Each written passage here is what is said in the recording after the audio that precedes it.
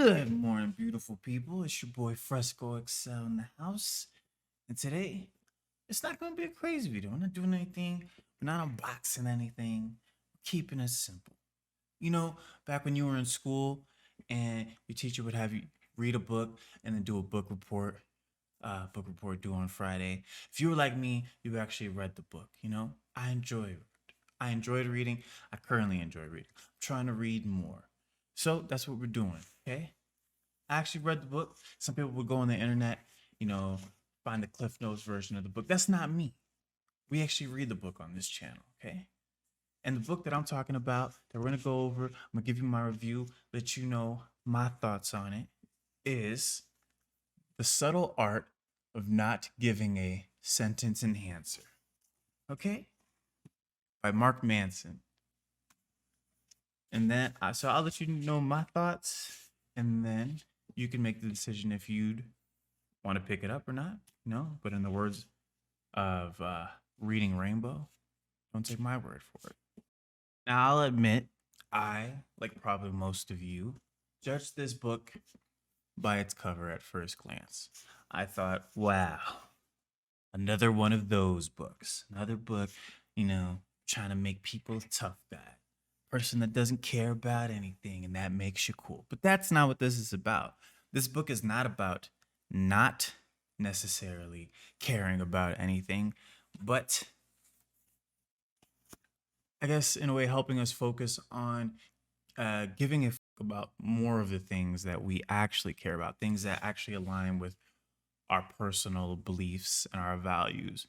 And that in that way, that makes us a better person. So not about caring less, but focusing on what actually should be cared about, if that makes sense. I'll go more in detail here.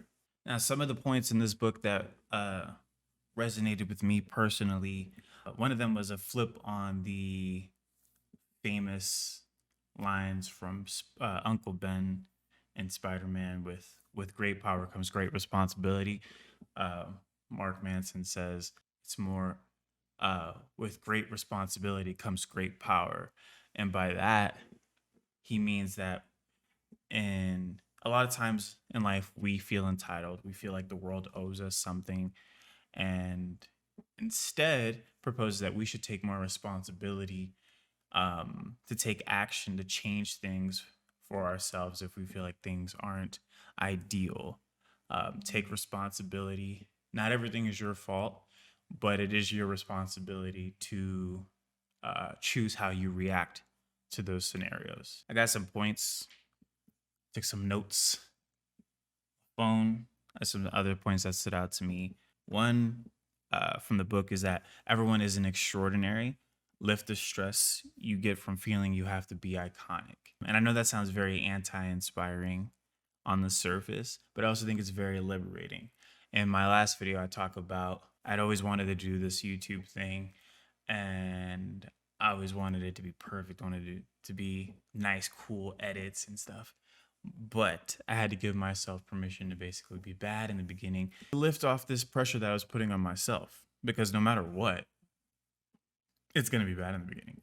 But not to just go over the same point again, but I think it makes sense in that way when we say let's lift the stress that and feeling that we have to be iconic, because it's okay to just be okay. Not everyone wants to be a legend. Not everyone has to be the top performer in everything in life. It's okay to find comfort in the things that you care about and just tap into that on a consistent basis. At least that's what I get from it. Now, this is a direct quote from the book. If suffering is inevitable, if our problems in life are unavoidable, then the question we should be asking is not how do I stop suffering, but why am I suffering? For what purpose? That point is made in the book to highlight that the goal in life should not be to not suffer. What? We shouldn't put this high pedestal of just like trying to attain this perfect life, worry-free, stress-free, because It's not going to happen in anybody's life. Everyone's got their own set of problems, their own battles, their issues.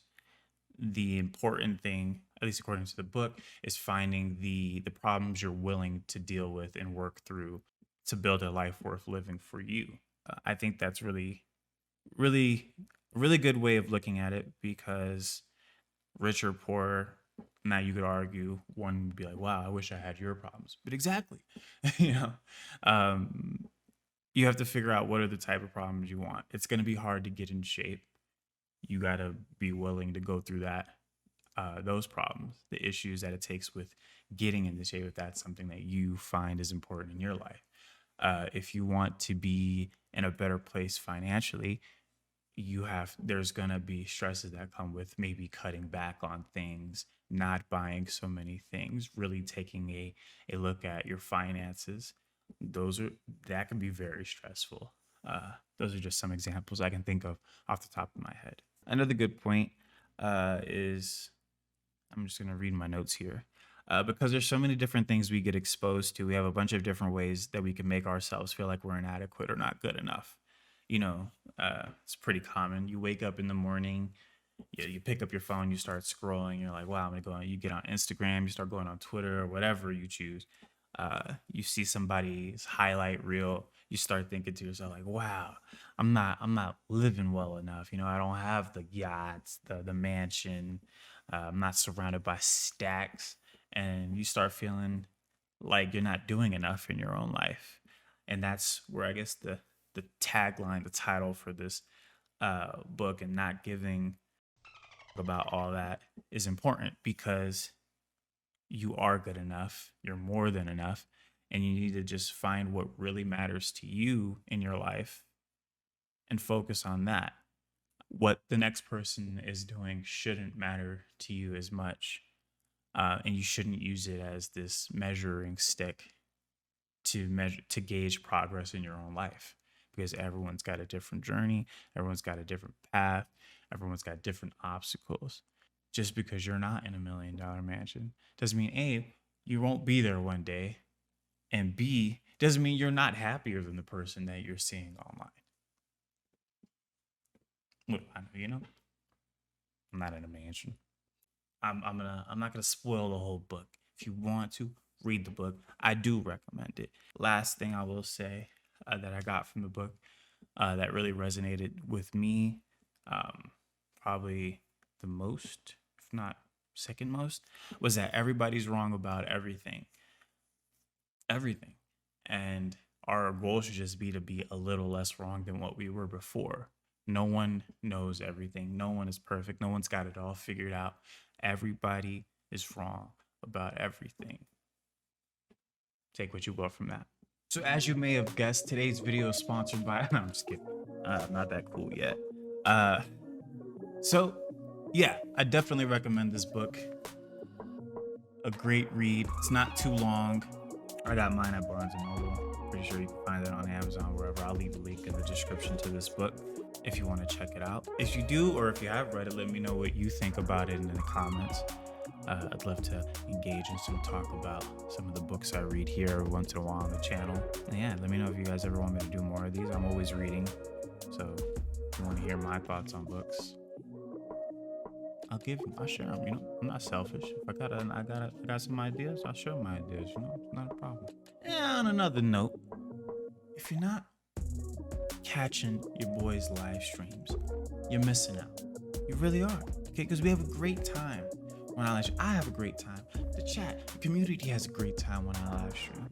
So come be a part of it. Come on. Link in the description. Check out my next live stream. I'd love to see you guys there. This song is nuts.